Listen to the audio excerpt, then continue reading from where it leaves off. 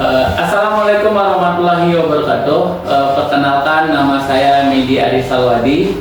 Saya merupakan dosen program studi fisika di Institut Teknologi Kalimantan. Saya merupakan peserta sertifikasi dosen tahun 2025. Nah, video ini dibuat untuk penugasan PDDUKTPT atau penilaian deskripsi diri unsur kinerja Tridharma untuk pengajaran, di mana mata kuliah yang saya ampu di sini adalah sismologi. Nah, mata kuliah sismologi merupakan salah satu mata kuliah yang ada di Fisika ITK yang merupakan mata kuliah peminatan. Nah, di sismologi ini kita akan belajar terkait bidang geofisika atau kebumian yang berkaitan tentang gelombang.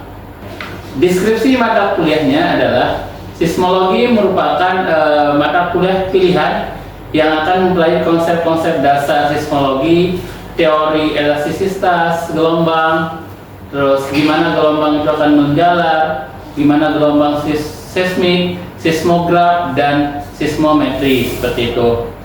Nah, di mata kuliah ini terdapat capaian pembelajaran pada mata kuliah itu akan mencakup 4 aspek. Ada aspek sikap, aspek keterampilan umum, aspek pengetahuan, dan aspek keterampilan khusus. Pada CPMK-nya, setelah menempuh kuliah ini, mahasiswa dapat menjelaskan teori tentang penjalan gelombang untuk mendapatkan informasi struktur bawah permukaan dan mekanisme kegempaan di bumi.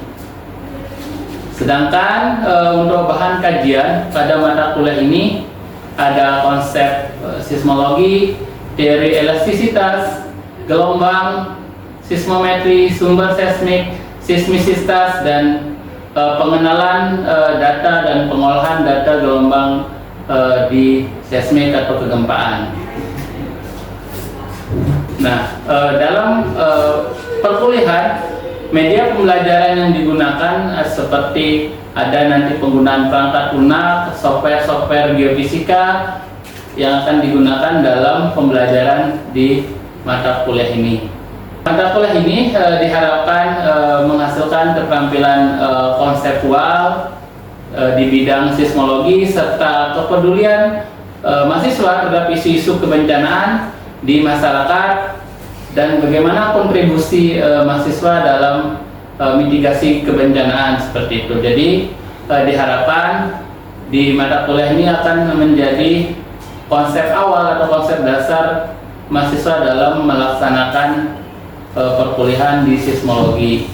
Sedangkan kalau kita lihat sistem penilaian yang akan digunakan dalam mata kuliah ini seperti nanti ada interaksi di kuliah, ada diskusi, ada ceramah, dan penilaian-penilaian yang lain. Nah, diantaranya kalau kita lihat penilaiannya ada keaktifan itu di 15% dan UAS UTS di 25%, 20%, sedangkan kuisnya di 25%, seperti itu. Jadi nanti itu akan diakumulasi dan dibuatkan asesmen penilaian terhadap mahasiswa-mahasiswa untuk disusun sebagai satu portofolio sebagai penilaian akhir untuk nilai mahasiswa. Merupakan video pembelajaran mata kuliah sismologi yang dilakukan bersama mahasiswa di Institut Teknologi Kalimantan. Selamat menyaksikan. Assalamualaikum warahmatullahi wabarakatuh. Waalaikumsalam warahmatullahi wabarakatuh. Selamat siang semuanya. Kita kembali di kuliah sismologi pada hari ini ya. Kita akan coba membahas terkait apa sih sismologi itu.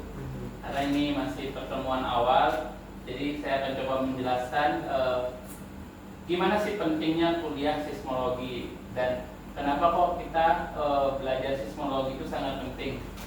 Nah, seperti yang kita tahu, Indonesia itu kan terletak di Ring of Fire gitu ya. Berarti dia akan banyak nanti berhubungan tentang kebencanaan, vulkanologi, dan gempa bumi. Nah, makanya kita perlu tahu seperti apa sih keadaan yang kita tinjau dari seismologinya seperti itu. Nah, mengapa belajar seismologi di sini? Sebagai orang fisika, tentu apalagi fisika bumi, kita melihat konsep-konsep dari seismologi dapat membantu untuk memahami kejadian gempa bumi. Nah, di sini konsep fisikanya dapat di gelombang elastik ya, yang dipanjatkan oleh sumber gempa bumi, dan kita akan melihat struktur bumi dari dalam seperti itu. Nah, seperti kita lihat ini adalah jalur gempa bumi di Indonesia seperti saya bilang tadi. Nah, kalau kita lihat yang merah-merah ini kan adalah titik-titik gempa, ya kan, sismisitasnya. Seperti kita lihat inilah titik-titik gempa yang ada di wilayah Indonesia. Nah, kita tinggal di mana? Kita tinggal di Kalimantan. Kalimantan kan sedikit sekali nih. Ya. Nah, itu salah satu alasan kenapa IKN itu ibu kotanya ada di Kalimantan. Karena salah satu alasannya dia adalah cukup aman dari zona-zona kegempaan.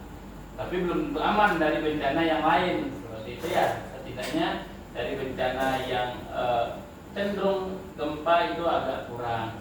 Gitu. Nah, kenapa kita melihat kondisi tektonik Indonesia? Nah, seperti kalian tahu di tektonik itu kan pergerakan bumi nih. Nah, Indonesia sendiri terletak di 3 lempeng aktif. Seperti dia diapit oleh Eurasia, Indo-Australia, dan si Pasifik tadi. Seperti itu. Jadi, nah dari pergerakan lempeng ini nanti akan muncullah yang namanya pergerakan bawah permukaan. Seperti itu ya. Jadi setelah dia muncul, maka di bawah permukaan itu akan muncul gerakan itu. Nah, pergerakan itu yang akan dibaca oleh si sensor untuk diidentifikasi sebagai gempa. Nah, bagi teman-teman nanti yang bergerak di dunia instrumen, nah itu penting untuk membuat alat-alat instrumentasi atau komputasi pemodelannya seperti ini. Jadi bukan hanya orang geofisik ya, kalau kita lihat geofisika bumi seperti itu ya, tapi semua masyarakat atau orang-orang ahli banyak yang bisa berpartisipasi di ilmu ini. Nah, kita lihat tadi kan gambarnya seperti ini nih.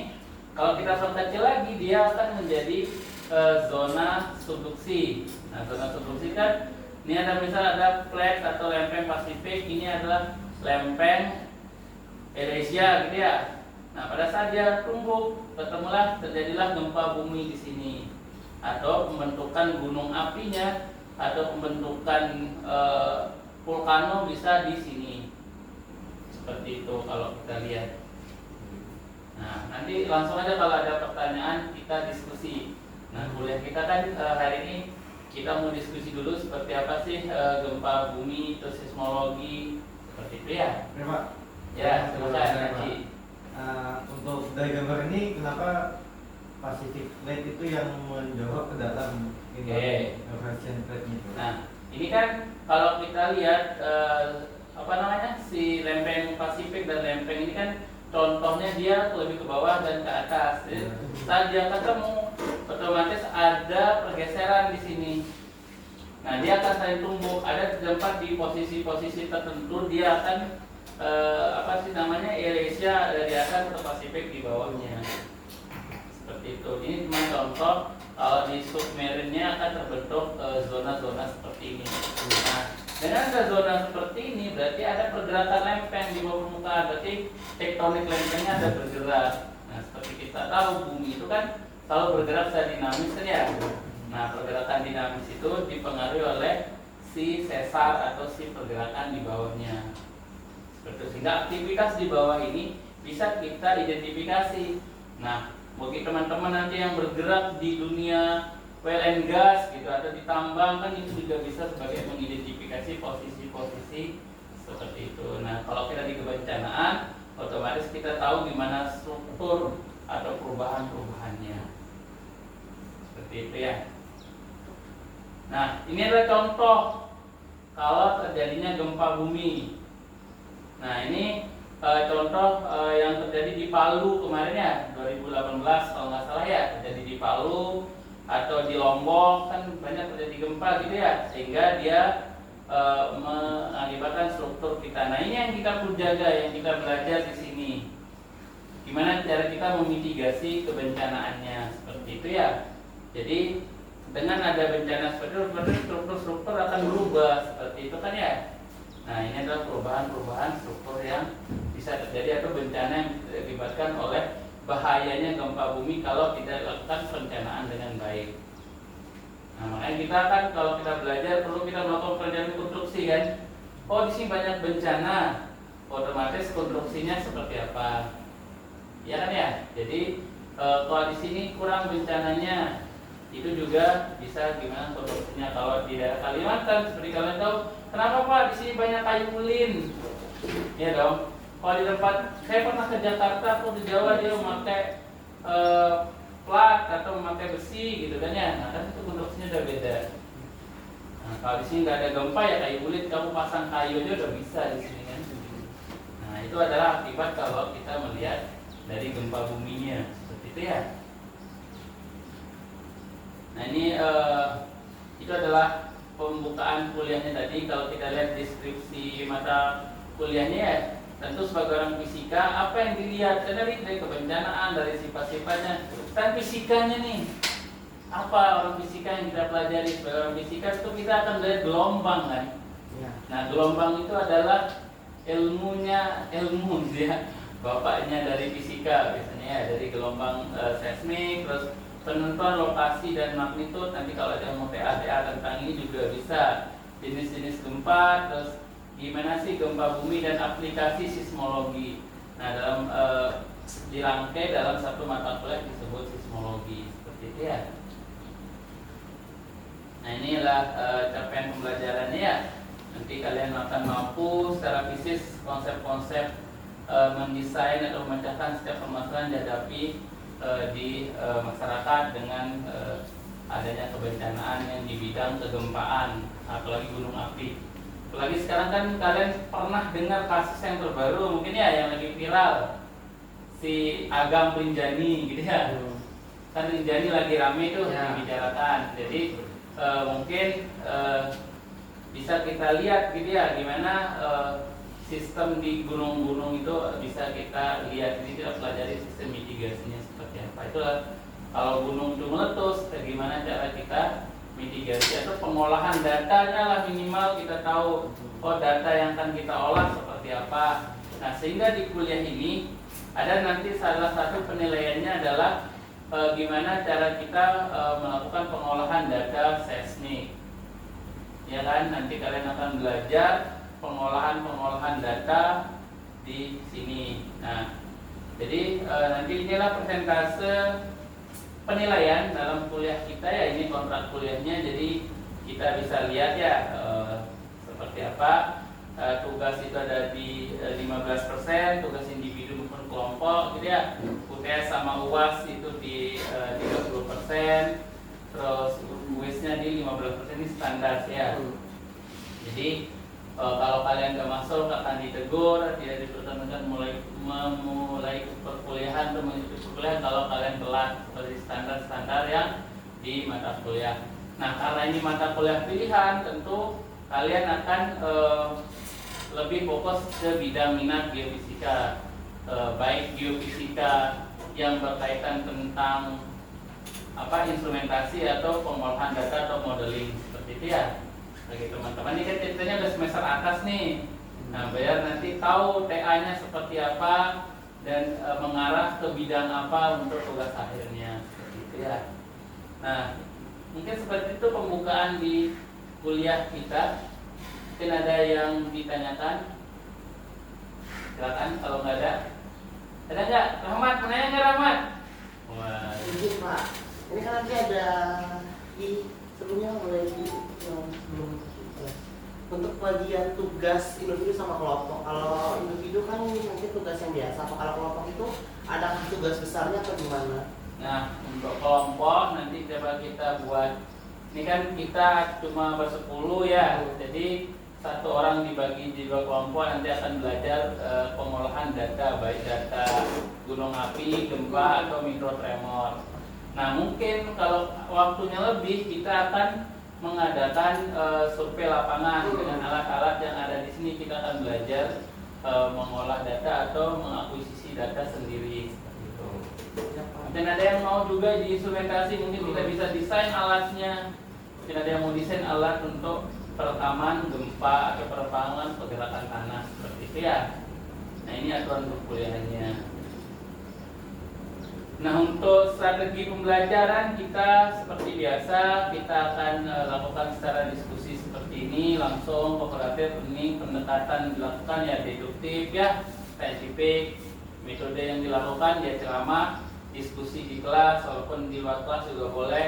Terus kita akan melakukan simulasi pengolahan data di data-data seismik gitu ya, seperti itu. Oke, baik. Assalamualaikum warahmatullahi wabarakatuh. Waalaikumsalam. Selamat siang semuanya. Siang, Pak. Jadi kita lanjut ke materi kita selanjutnya tentang klasifikasi gelombang seismik. Oke, di sebelumnya kita sudah belajar tentang gelombang ya, di semester 3 atau di semester 5 gitu ya. Nah, sekarang gimana sih gelombang seismik itu? Mungkin ada yang sudah baca gelombang seismik itu apa? Pernah dengar? Pernah baca referensi sebelumnya? Bandi pernah dengar nggak Bandi? Belum. Anak Sasha? Belum. Siapa yang tahu? Yosefin mungkin ada yang pernah dengar gelombang seismik? Atau belum juga? Baik. Kok belum ya? Pasnya udah ya. Jadi apa itu gelombang seismik? Kalau kita lihat gelombang seismik itu adalah gelombang mekanik. Nah, gelombang mekanik pasti sering dengar kan ya? Sering, Pak. Ya, yang disebabkan oleh adanya gangguan dalam bumi dan merambat di medium yang bersifat elastis. Nah, di gelombang otomatis kita belajar dengan sifat elastis batuan, seperti ya. Sehingga gelombang seismik juga disebut gelombang elastis. Di gelombang elastis membawa energi gitu ya, energi dari satu tempat ke tempat yang lain, seperti itu kan gelombang itu. Ya. Kalau di SMA kan gelombang itu merambat gitu kan ya. Kalau di sini kan dia sistemnya membawa energi ke tempat yang lain. Nah, klasifikasinya seperti apa? Kalau kita lihat gelombang seismik itu, dia menjalar di medium, nah berupa gelombang badan ya, yang menjalar di permukaan bumi. Nah, ada dua, ada gelombang badan, ada gelombang permukaan, seperti itu. Nah, kalau kita lihat, berarti klasifikasinya dibagi seperti ini. Jadi gelombang seismik, ada gelombang badan, ada gelombang permukaan. Nah, ini intinya ada gelombang P, ada gelombang S, ada gelombang relief dan gelombang flow, seperti itu. Jadi ini akan kita pelajari lebih dalam. Seperti apa pemodelannya, seperti apa kita bisa lihat kedalaman dari hanya menganalisis gelombang P dan gelombang S-nya. Itu kan sakti jadinya kita ya. Kita bisa dengan akurat tahu kedalaman suatu gempa hanya melihat pitching gelombang P sama S-nya. Kurang sakti apa lagi kita? Ngalahin dukun habis ini ya. Nah, kalau gelombang badan seperti yang kita pernah bahas gitu ya, gelombang badan itu menjalar sejauh R dari sumber bumi. Dia akan dilihat bagaimana fasenya, terus dia berbentuk seperti apa. Nah, gelombang badan ketika menjalar makin jauh, waveformnya akan kita lihat bentuknya seperti apa. Kalau di bumi kan otomatis bentuk bola, seperti itu perkiraannya. Jadi disebut dengan plane wave biasanya. Nah, ini contoh penjalanan gelombang. Kalau kita lihat ya, gelombang P itu berjalan, dia direction of propagation-nya dia sejajar atau searah dengan arah hambatannya. Ini terlihat dari 3 dimensi bisa kita lihat. Jadi kalau dia bergerak seperti apa? Nah, berarti dia cepat, ya kan? Betul. Nah, kalau kita lihat berarti dia merupakan gelombang longitudinal. Nah, berarti pergerakan medium yang dilewati searah dengan arah hambatannya. Ya kan, ya, posisi X sama si Y-nya kan ya? Ya. Nah, kita fokus tuh. Jadi dia tidak merusak dia. Dan cuma tuh gitu, merasa gitu, oh ini udah gempa lari gitu ya. Nah ini ada gelombang S. Nah kayak ngayun kan dia. Gelombang S itu adalah gelombang transversal. Terus dia itu kalau kita lihat dia bisa merambat ke arah vertikal dan ke arah horizontalnya kan ya, dia ke atas dan dia ke sini gitu ya. Jadi dia ada SP sama SH-nya gitu.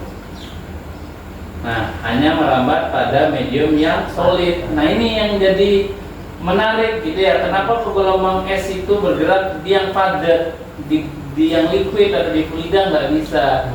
Biasanya di ujian-ujian saya sering nanya ini kalau pada ngambil seismik. Ya kan? Nah, kalian harus mengenal 3 sifat khusus gelombang kan, ada Snellius, ada Fermat, ada Huygens. Nah, dari situlah akan muncul kenapa kok si gelombang P atau gelombang S itu bisa ada di tempat yang liquid atau gelombang S-nya hanya muncul di yang padat seperti itu. Jadi kalian akan belajar lebih khusus di sifat-sifat gelombang. Ya. Nah ini yang fisikanya sekali, gitu ya. Jadi komponen-komponen yang akan dilakukan, biasanya saya kalau ujian, saya akan turunkan ini nanti. Otomatis dasar yang kita lakukan ya tetap aja menggunakan hukum Newton. Iya kan? Iya. Mekanika kan? Iya. Nah, gaya dari perkalian massa dan percepatan. Nah, kita andaikan dia rho sama P. Ya kan, rho sama dengan M per P kan? Nah, berarti elastisitas benda berarti itu kan sama dengan M di sini kan kita ganti nih. Menjadi rho kali P kan? Berarti rho kali P kali A. Nah, kalau kita buat ke matriks, elastisitas kita akan mendapatkan persamaan-persamaan seperti ini. Jadi, ini ada apa aja di sini, Pak? Di sini ada namanya hukum Snellius gitu ya, ada pergerakannya seperti apa, di sisi hukum Hooke-nya, terus ada modulus Young. Pernah dengar kan modulus Young itu seperti apa? Terus rho-nya. Nah, ini akan dijadikan satu sehingga muncullah si gelombang P tadi. Nah, kalau kita lihat penurunannya seperti biasa ya, penurunan parsial. Kalau kalian dari matris kan ada penurunan biasa kalau gini kan ya. Nah, sehingga kita akan mendapatkan nilainya rho plus mu delta x dikali mu delta. Ini apa namanya kalau segitiga terbalik kalau di fisika itu? Operator del. Tahu gimana sistem analisis menggunakan fisisnya seperti itu. Ini itu gelombang P tadi ya, gelombang P itu akan setara dengan alfa biasanya di buku-buku ya.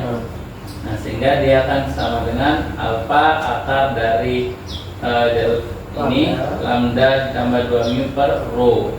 Kenapa rho-nya di bawah? Nah, ini sering dipertanyakan ya. Kenapa kok ada dibagi dengan massa densitasnya? Kan diakarkan. Jadi kecepatannya akan tergantung dari si lambda dan mu-nya. Berarti ada rigiditas di situ.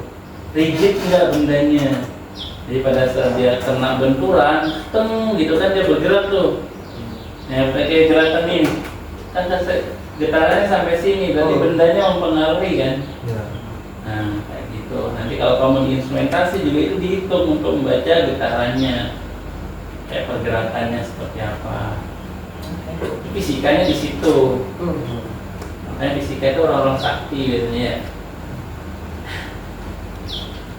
Ini gelombang P-nya ya langsung gelombang gelombang S, dia langsung mu dibagi dengan rho karena dia akan gerakannya tergantung dari si ngikut si P-nya.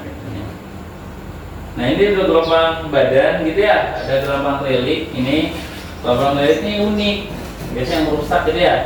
Dia menjalar padat vertikal dan dia menjalar searah dengan arah penjalarannya.